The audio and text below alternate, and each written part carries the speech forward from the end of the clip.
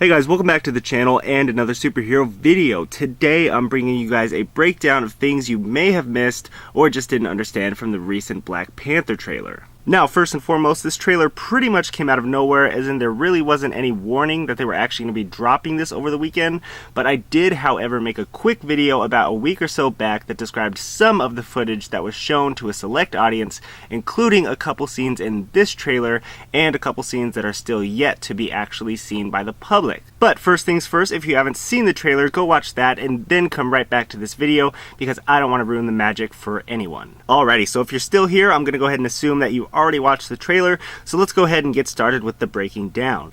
First off, we get Everett Ross talking about seeing gods fly, advanced weapons tech, and aliens, but never seeing anything like this before, which is a big precursor to what this trailer is all about. We get a look at a giant sphere that is encasing Wakanda and shielding it from the naked eye, a look at M'Baku, who again will not be called Man-Ape in this film, and also a look at Wakanda as a whole, or at least one of the main cities that includes the Royal Palace. Next up, we get a close look at Black Panther's stepmother, Ramonda. And if you didn't know, Black Panther's original mother actually died giving birth to him, and Civil War brought about the death of his father. So Ramonda is pretty much the only parental guidance he's going to get from here on out. We also get a look at Warrior Falls, where the coronation of the Black Panther character is usually carried out, and where we can expect to see an epic battle between T'Challa and Eric Killmonger, quite possibly early on in the film. Next, we get a look at the half-sister of T'Challa, which is Shuri, who is the daughter of Ramonda and T'Chaka. She'll pretty much be the techie, super smart, leading scientist sidekick who could very well be responsible for the creation of this new and improved Black Panther suit. We have the one on the right, which was seen in Civil War, and the one on the left, which looks to be a bit more armored up, and also, as we'll see later in the trailer, is infused with nanotechnology. Alrighty, so next up on the list is a scene in where Black Panther is falling from his jet onto incoming traffic with no parachute, Steve Rogers style. And at first I wanted to think, it's funny because, cats will always land on their feet, right? But then he throws a few of these energy spheres which will actually slow his descent because they're supposed to decrease kinetic energy or something like that. I mean, I don't really know how that works, but that is not for me to know. That is for Shuri to know and probably not explain to the rest of the world. Moving right along, we're going to look at this scene in which T'Challa is walking over towards a tree full of Black Panthers in a very beautiful environment. Now, I want to think that this tree is full of the spirits of the previous Black Panthers, and that this will tie into T'Challa going in to seek wisdom from his deceased father, which might play into another couple videos that I did in the past about who actually has the Soul Gem, the last of the Infinity Stones that Thanos needs to complete his gauntlet.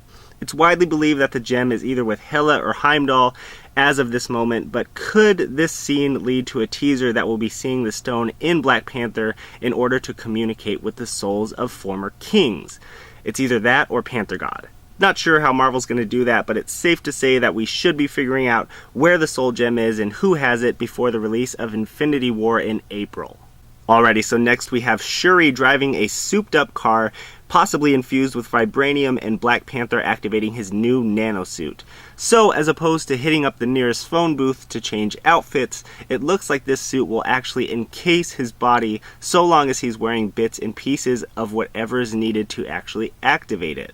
We also get a look at Andy Serkis' character Ulysses Klaue and Killmonger teaming up, and though their motives are probably not the same, they both want trouble for Wakanda, so why not come together? Seems to me like Klaue wants to expose Wakanda to the outside world, and Killmonger pretty much just wants to burn it all to the ground.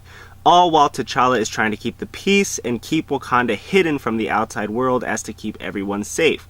We all saw what could happen if vibranium got in the wrong hands in Avengers Age of Ultron, so it would definitely make sense that T'Challa would want to keep that hidden as best he can. Next up, we see Killmonger activating his nanosuit, which does have a good amount of gold coloring to it. And if we look back at some of the comics and action figures, we can see that usually his costume does have a good amount of red in it as well. Maybe they're going for a completely different look, or maybe they'll play with the CGI a bit as we get closer to showtime, but as far as I'm concerned, it looks awesome either way. We also see that Black Panther and Killmonger are squaring off in what looks to be the vibranium mines of Wakanda, which looks very cool and almost has an otherworldly feel to it as well. And last but not least, we can see Klaue's arm cannon that a lot of comic junkies have been waiting to see. But this version seems to be a little bit more advanced in that it looks like it forms out of his prosthetic hand instead of just permanently being mounted in there. So with all this new footage, I personally can't wait for this movie to come out. How about you guys? Feel free to leave your thoughts in the comments below. And as always, if you guys did enjoy the video, be sure to click that like and subscribe button for more videos every week. Thanks again so much for watching, and I will see you guys on the next one.